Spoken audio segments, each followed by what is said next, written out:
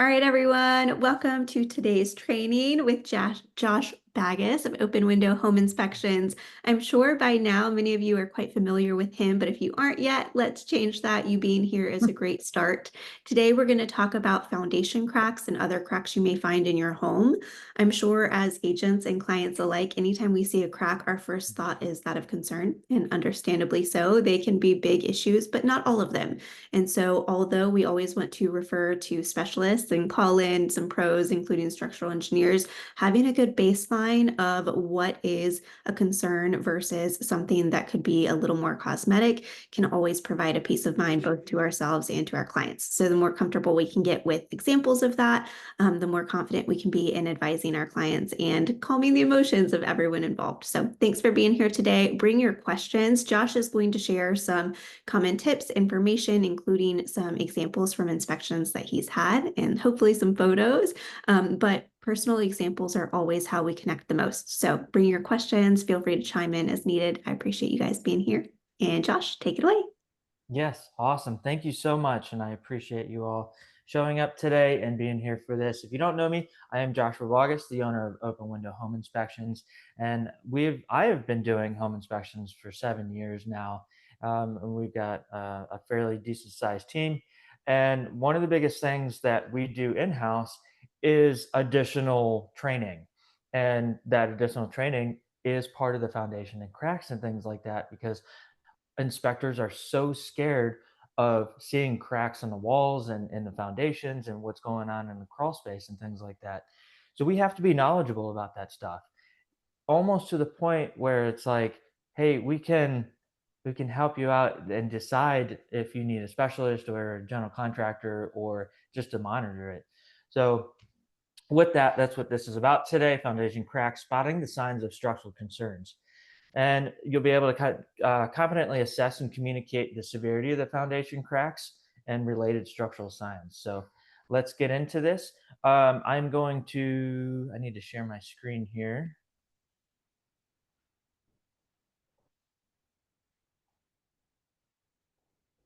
I need a third screen. All right.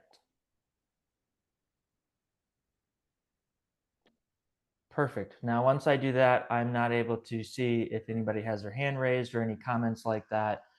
So please feel free to interrupt and ask your questions. Kate, if anybody types anything, just feel free to chime in for me.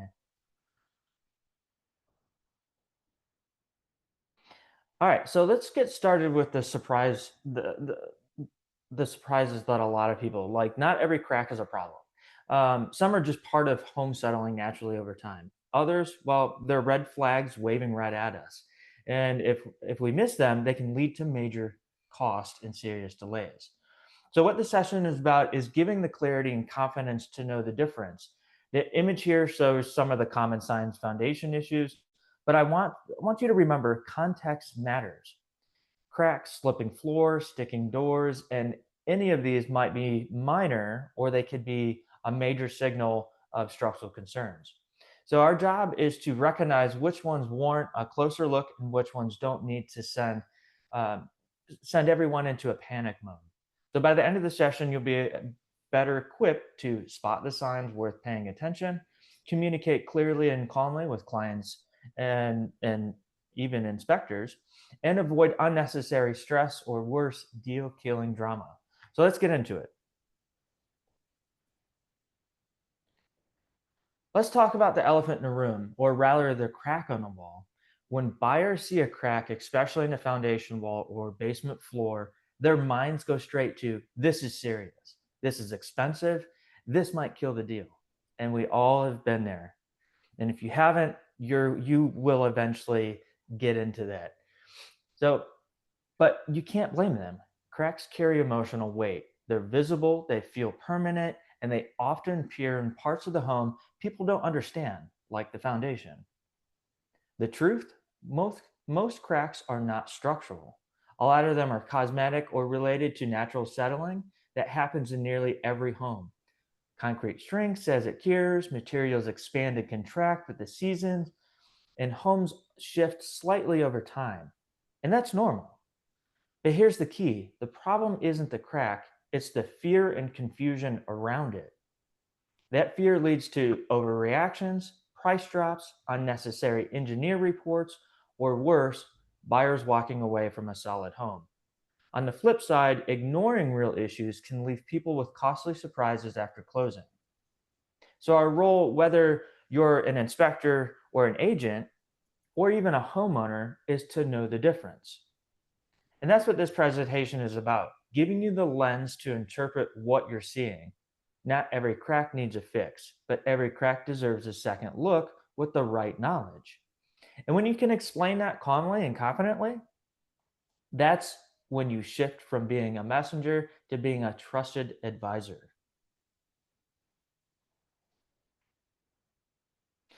So, why cracks matter more than you think?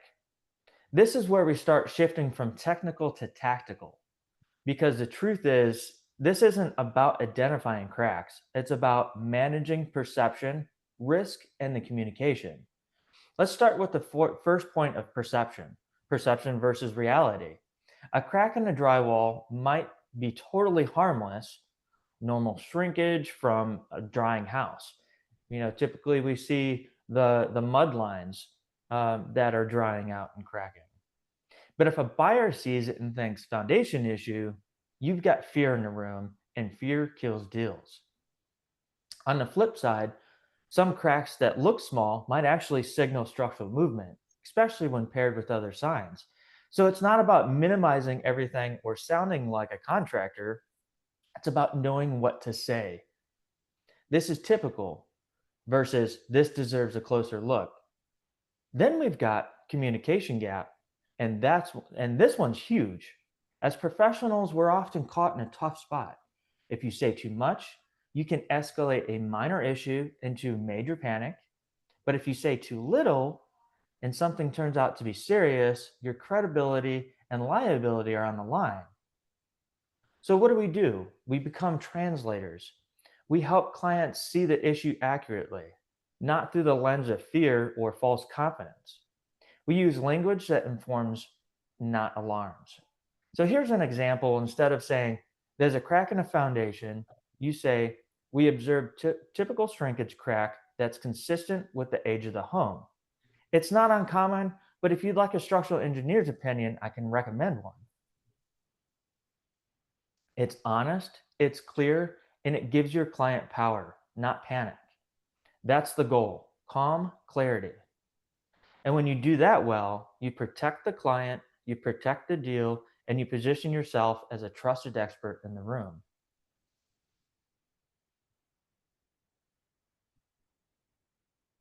So let's get into what you should be looking for. When we talk about cracks, I like to break them down into three categories. First, you've got cosmetic cracks. These ones we see all the time, everywhere. These are the hairline cracks in the drywall or corners caused by humidity, temperature swings, or normal drying of materials. They look bad, but they're like wrinkles on our face. They come with age. And these ones are the most common. We see these, everybody walks in, and that's the first eyesore and the first thing that buyers will look at and makes them so nervous for whatever reason. But if you know what you're looking at, and we'll get into this here in a minute, and you and that home inspector can control the narrative, that's where everything becomes a little easier. So let's see, where was I hit? Oh yes.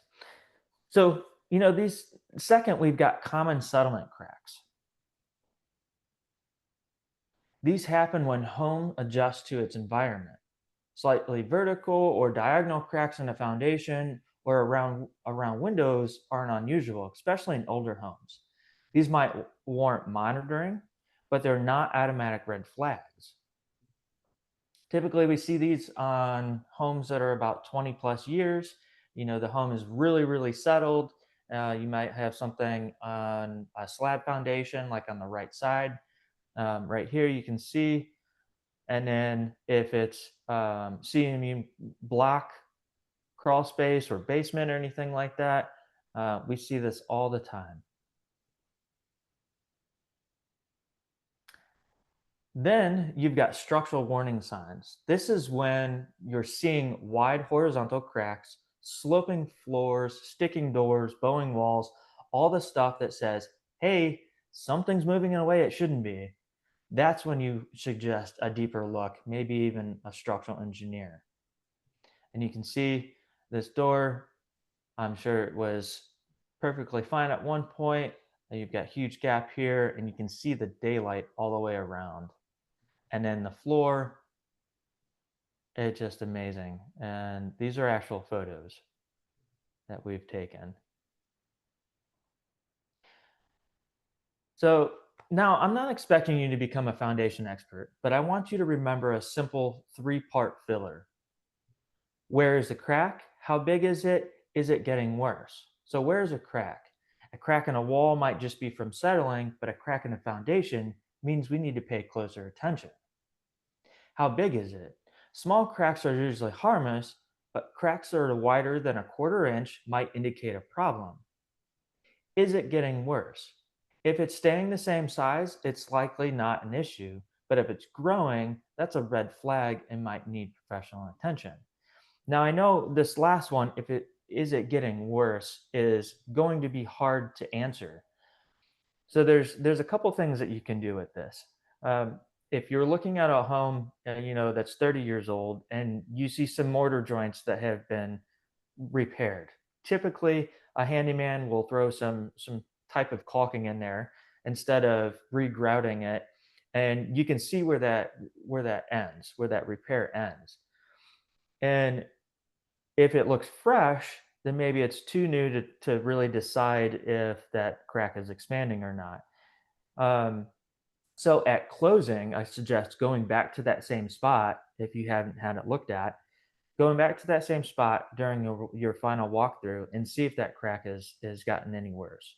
Another thing you can do is I always carry a Sharpie with me. And what you could do is if it's on, say, the foundation, you can go over there and put a small mark right at the end of that crack, um, and see if it's growing or getting wider or anything like that. And then again, during the walkthrough, you can go back through and take a look there.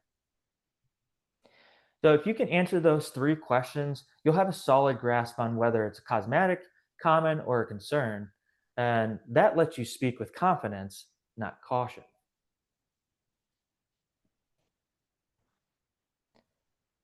So let's get into what you should be looking for. When we talk about cracks, am I on the right? Uh, there we go. Sorry about that.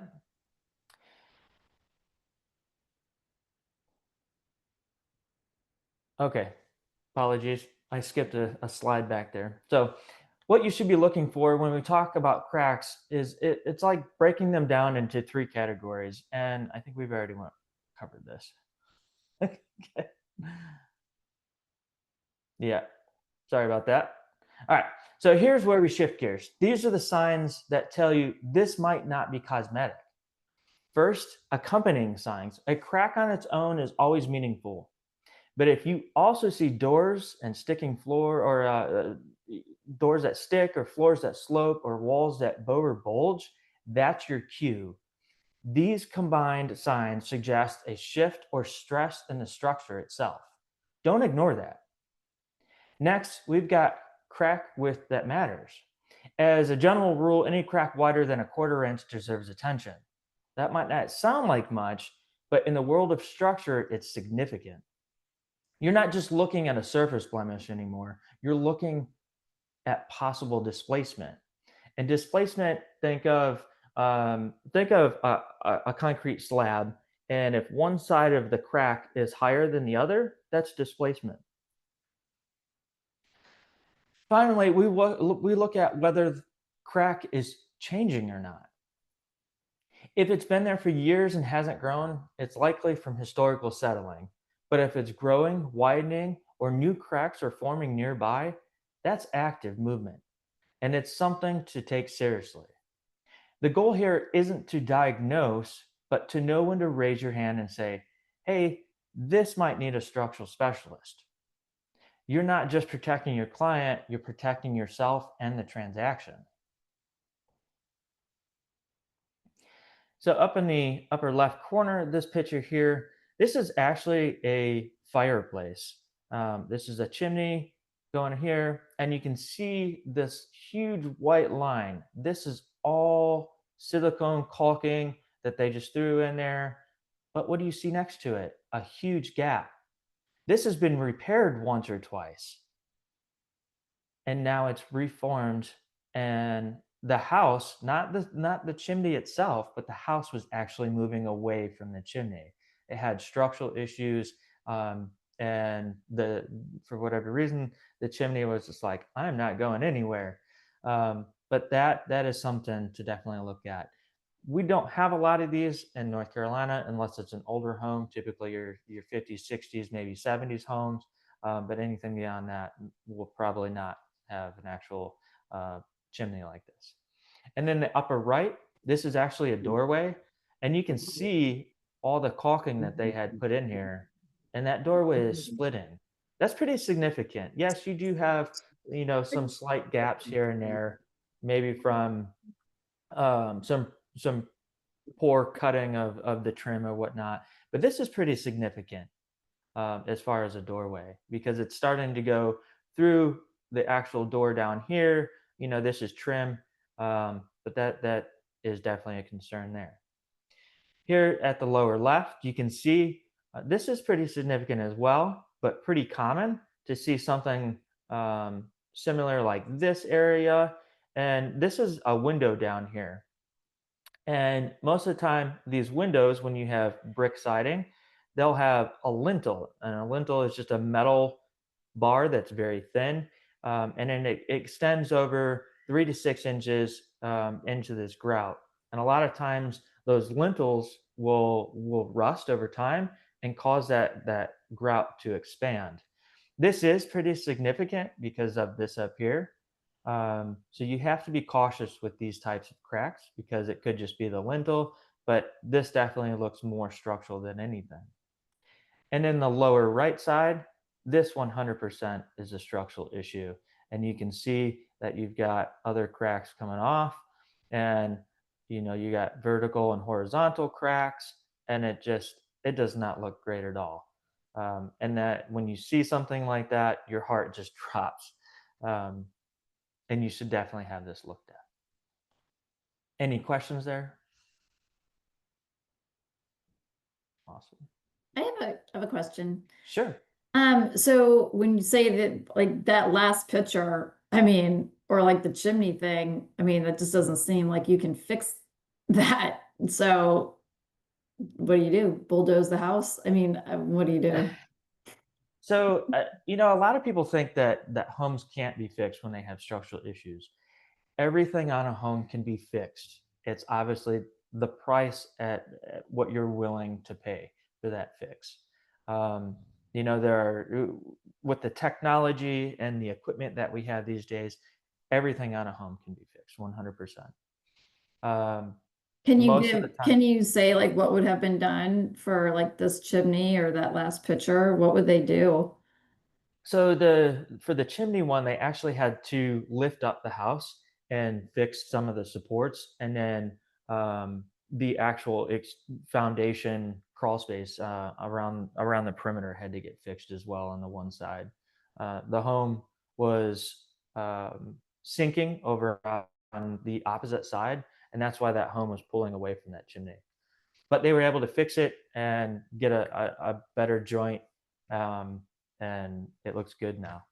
Uh, with that, they typically you'll have a foundation company will come out, do the repairs, and then they'll come out and monitor it for about 3 years or so. For the bottom right one, that one I don't know. That may have, I believe that was a slab. So with that one's more extensive. They'll probably have to figure out what's going on in that area, and then um, I'm not sure how they fix that one. There are ways to fix the slabs, though. A lot of times they'll drill holes into the slab and then fill it up with more concrete underneath, or um, they have different methods of doing slabs. I'm just not very familiar with those. What quick question. What is that we're looking at? Is that an exterior wall, obviously, but is it just a wall coming up and going up to like a second floor or Yeah, so this is a bedroom here, and then okay. this here is just a wall. It goes straight up to the second floor. I believe they had the kitchen or dining room right here, and then on the back side would be like a door going out to the patio. Okay. Any other questions? Awesome. So let's talk about the cracks that look scary but really aren't. First up, we've got hairline or surface cracks. These are the ones we see in drywall, around door frames, or near ceiling corners. They're usually caused by normal drying or small shifts in materials over time. They might be, they might bug the eye, but they're not structural. Then we've got minor cracks in concrete or mortar.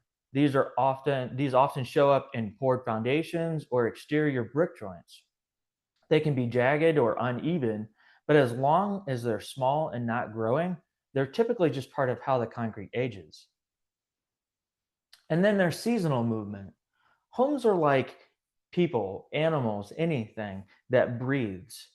The homes expand and contract. And with the heat and the cold that we have, and then added the moisture during uh, mid season of the summer, that home goes through a lot of movement. These micro movements can create visible cracks, especially in the transition areas like corners and around windows. Often they close right back up once the season changes, but still we have to keep an eye on those. What's key here is don't judge a crack by how it looks, judge it by how it behaves. If it's shallow, static, and not connected to any other concerns, it's likely nothing more than a cosmetic issue, like a little caulk, and then you can patch these up with a little caulk or patching, however. And what I mean by connected to other concerns of multiple doors that don't shut or open, or are hard to open and shut, and the same thing with windows, or additional cracks on the same wall, or in a room in the vicinity of that cracked area. And you can see here the right picture. This is a wall here, and then this is a ceiling. You can kind of see the flattened out popcorn. So right where the wall meets the ceiling, you have a mud joint, and over time the home has breathed and moved a little bit, and it's caused that mud joint to crack. It looks pretty severe, but it's not. That's very cosmetic. Here, this one in the middle is kind of blurry, but this is a foundation, slab foundation. And what we have here is a stem wall. Stem wall is typically they'll put cement masonry units, or the big concrete blocks that you stack up. And then they'll put what's called parging, which is a very light coat of concrete over top of that. Makes the wall look smooth and nice and neat. And a lot of times, I would say probably 98% of the time, that parging will crack, and it's just very hairline crack, and it's not a concern. It's just the settling and movement of the foundation in the home itself. And then the far right side, this is a foundation slab itself, inside the home, and you can see these are these are a little bit bigger than hairline, but they're still considered hairline because they're not more than a quarter-inch wide. And we see this all the time on slabs. It's called cure cracking, and that's just what happens when concrete dries. If the concrete company puts too much water in it or not enough water in it, that's the outcome of it. Any questions there? Awesome. So when discussing cracks with clients, the most important thing is alignment between you and the inspector. You both need to be on the same page about the nature of the issue because you're working together to control the narrative. If the inspector says, this isn't a huge concern, and then you turn around and you tell your client that, hey, this is a huge concern and we should get this looked at, that's where the confusion and the alarm sets in.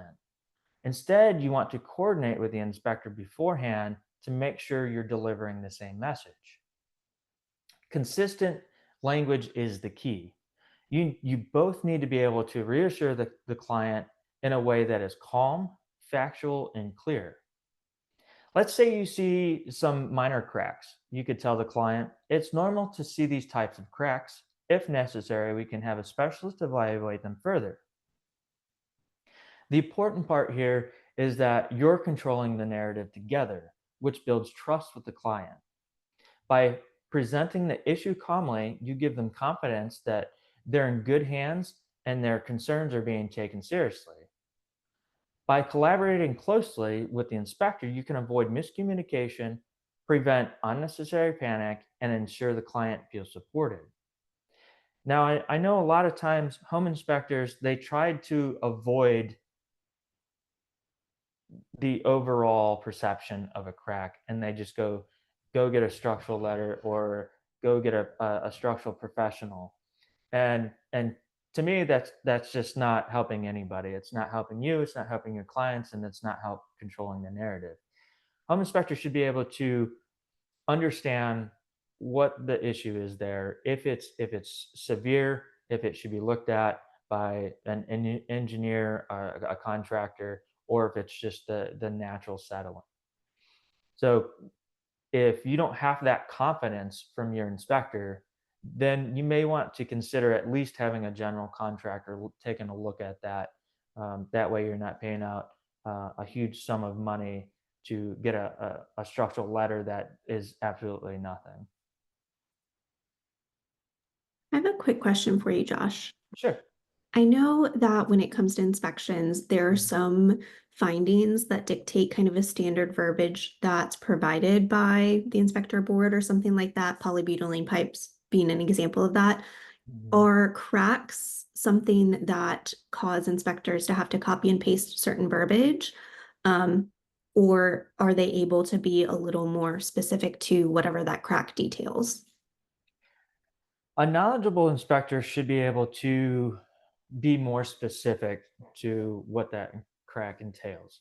A lot of inspectors just don't get into the whole structure thing and are very scared and they want to protect themselves. So they'll copy and paste certain verbiage and then give very little guidance on it, or maybe not guidance, but very little info.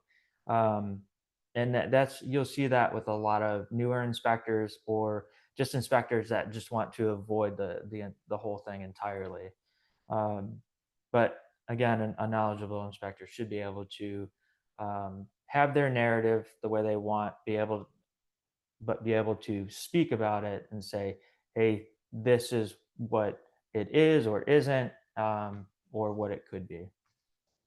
Got it. And Because I imagine that they too want to kind of cover their liability. So I'm sure that sure, there's kind of like the disclosure for the sake of it. But obviously that in-person conversation or follow-up, they should be able to advise more specifically. Okay. absolutely. Yeah. Any other questions? All right. So this checklist will help you quickly identify what's real concern and what's just cosmetic. And this actually goes along with the 3 questions that I had earlier for you. So cracks wider than a quarter inch are always something to pay attention to.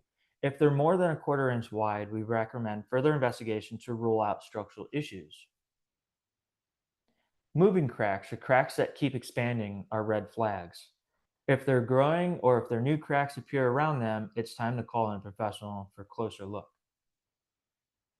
Signs like sticking doors, sloped floors, or bulging walls that happens alongside the cracks point potential structural issue. These aren't just cosmetic problems.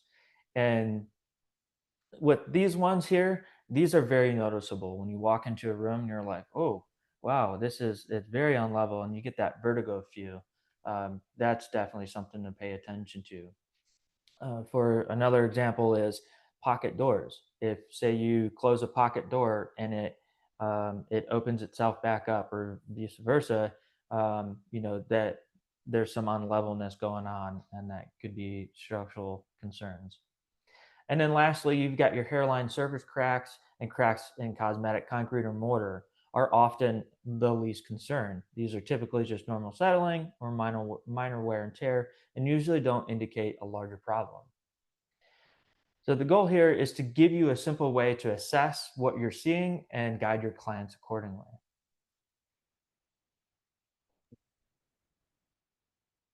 So we've covered a lot today, and now you should be able to spot the cracks that matter, talk with your clients with confidence, and know when to escalate to a specialist. The key takeaway is that with the right language and knowledge, you're in control of the narrative. Whether it's cosmetic issue, a red flag, you're equipped to help your clients make informed, calm decisions. So thanks for joining today, and good luck on your next inspection. And as always, feel free to reach out to Open Window and ask any questions that you have. You can take pictures and text them to our office, and we'll get those answered as soon as possible, within typically within an hour.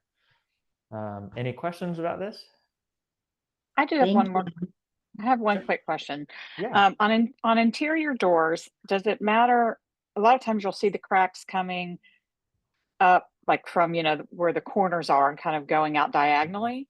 But Mhm. then sometimes you'll see one going straight up, like from the middle of the door or whatever. Is there any concerns or anything watch outs of where the crack is coming from? Yeah. So again, that's it. When you see a crack that, say, you've got a doorway, and one side, it's got a diagonal crack coming off of it. Now that could be something significant, or it couldn't be. You have to look in that room and around adjacent rooms to kind of see what's going on. Does that door open and close? Are there other cracks around the windows and closet door, if it's the main door in that room? Does the floor feel unlevel? If it's just the crack itself and everything else is fine, it's typically just the drywall, and it moved from settling. So, and the reason I would say that is because drywallers have two ways of doing the drywall around a door or a window. They'll take the drywall and they'll actually cut. So they'll take a piece and then they'll cut the door out and then put it up there. So you got a full sheet all the way around. Or they'll take it and they'll go straight up one side of the door, and then they'll have a piece go like this. So that's where you get your horizontal crack. The pieces that's one full piece around the door or window will typically get your diagonal crack. So you really have to pay attention what's going on around and underneath that area. Got it. Does that answer? Yeah, thank you. You're welcome. Cindy, did Anything you else? have another question? No, I was just saying thank you. Thanks. Awesome. Well, I do have a few more. As you were talking, Josh, one of the things that I was thinking of, similar to what Andrea was just mentioning, were the cracks kind of diagonally above doors. I know those are really common. I've had situations where, you're touring a home with a buyer, and you can kind of see a little bit of patched paint, and you can tell that they've done some touch up with some mortar, whatever, sanded it and then painted it. And you're like, that's fine, right? Like, comes with wear and tear. I appreciate a seller that's preparing their home appropriately, right?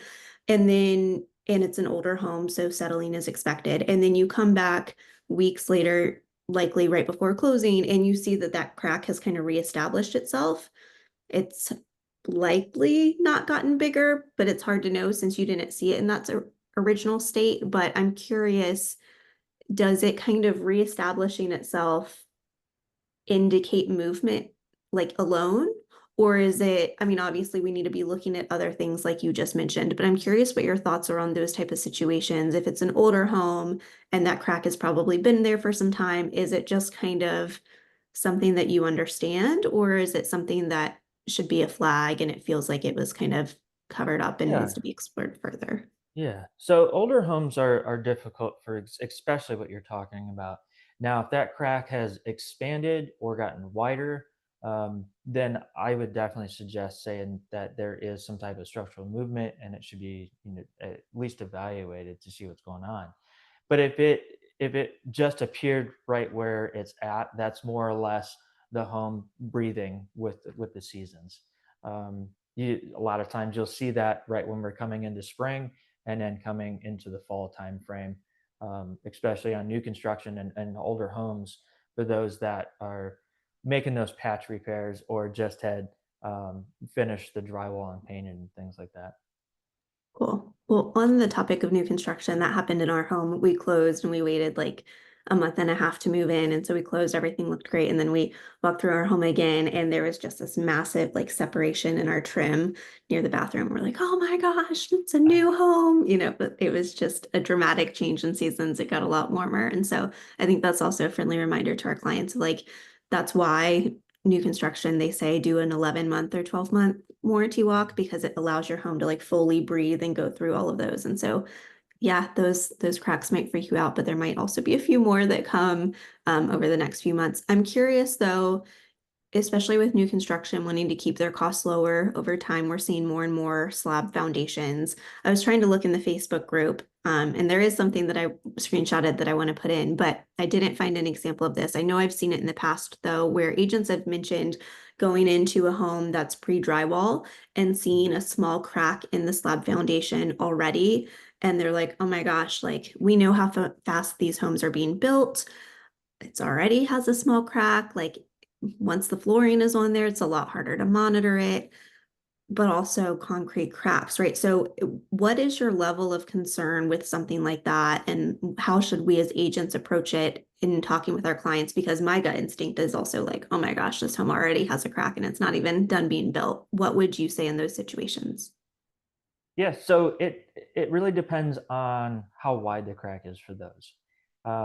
And obviously with the new construction like that, you're going out there every week or every few weeks, and that's where you take your Sharpie and see if that crack is growing. You could put a line right at the end of one and see what's going on there.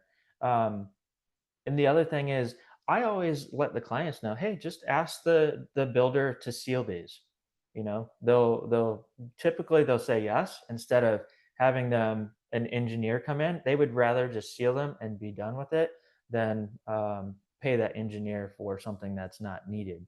Um, but yeah, definitely take pictures and come back a few weeks later and compare those pictures. So take up close-ups and then take some distance shots, and then you can compare those pictures as well.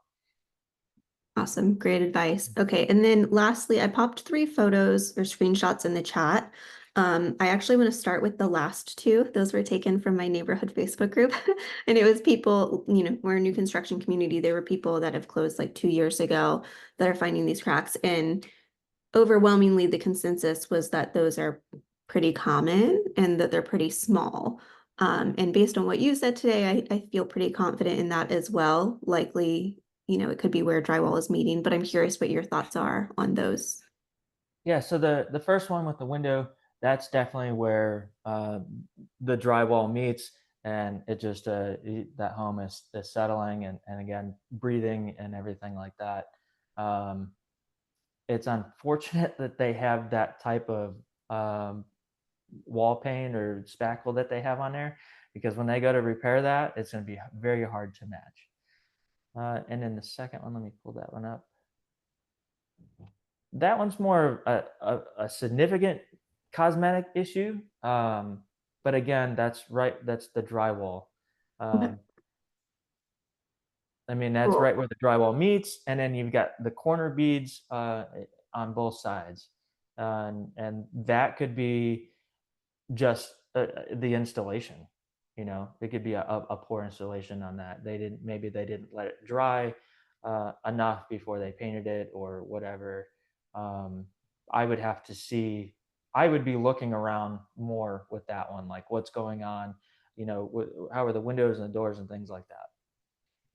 And then the last one is a screenshot from something Anastasia posted back in 2020. So also kind of providing the caveat that likely, that's in the middle of new construction just being super fast as well. But she included a ton of photos and was talking about trying to navigate some new construction issues with her clients that have already closed. The family have been in their home since September. This post was made in December.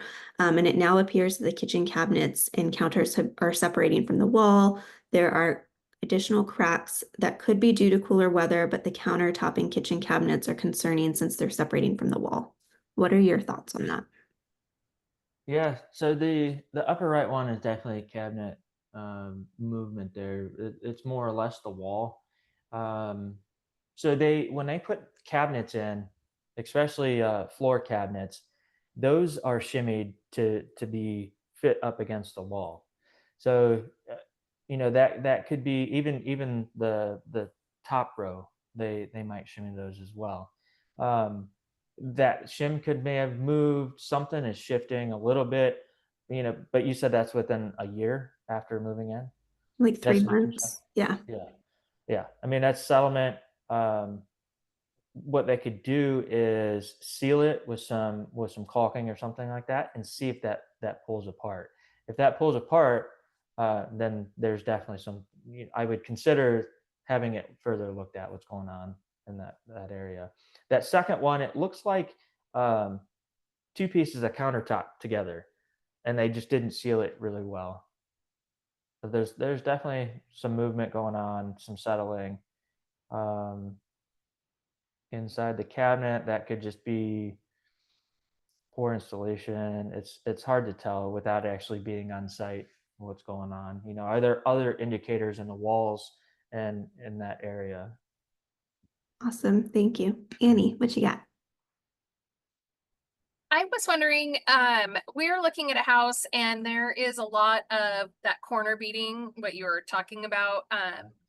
And it's a lot in the bathroom, but also it's in other parts of the home where it's kind of separating. And I'm wondering, when does that become a concern that there's moisture in the attic versus, or, some moisture issue other than just interior moisture? Yeah, so bathrooms definitely. You've got the hot shower going on. Typically, the fans are not big enough, or they're placed in the wrong spot, or people just don't turn them on. That completely 100% is a moisture issue. A lot of people won't leave their fans on after they leave the shower. They get out, dry off, get dressed, and leave and shut everything off. You should always leave that fan running for at least 15 to 30 minutes after you get out to get all that moisture. Um, and another thing, people are trying to save electricity, so they're shutting their AC off until it's no longer bearable. So not having that air running constantly, it's not taking that moisture out of the air. Um, you really have to consider maybe looking up in the attic and see if there's some type of ventilation issue, and it'll be noticeable in the attic for sure. You'll have dark spots or white spots or some type of organic growth going on up there. But if there's no flow in these houses, that's what's going to happen. That house is going to breathe, and it's just going to cause everything to crack and move and things like that. And with the newer homes these days, they're trying to really seal them up as best as possible, and that's what's causing that is not allowing the home to breathe enough.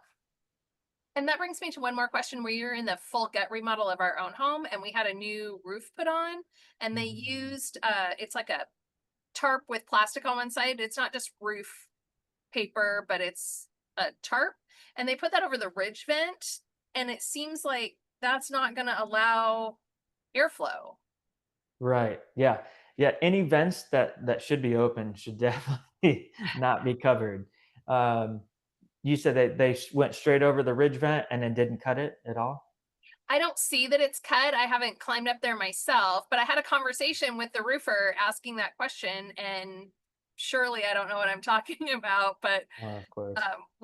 but looking from the inside, it looks pretty taut. So I can't imagine that it's cut, but it Yeah. should be, right? It definitely should be cut and open. You know, they have to have at least a 2-inch gap up there, and they know that. Roofers know that. I don't know why. Maybe they were just like, oh, it's Friday, let's get out of here. So that's typically how it goes. But the best thing to do is go and cut that if as soon as possible if it's not cut. Okay, thank you. Absolutely. And if you'd like, we can send an inspector out there and try to take a look at that for you. I will have you out on your way to my Pinehurst one that I need you to come and take a look at. Yeah, let us know. I'd be more than happy to come out. Any other questions? All right, you guys, thank you for showing up today. As always, I appreciate you. Josh is here to be a resource to us. So like he said on the front end, if you are in a home and something comes up, feel free to take a photo and send it their way. They are here to be continued resources to us and our clients. And we appreciate you, Josh. Thank you so much for your time. Thank Absolutely. you to all Y'all of you take for care. showing up today. Appreciate you. Thanks, everybody. Thank Take you. care. Bye. Thank you.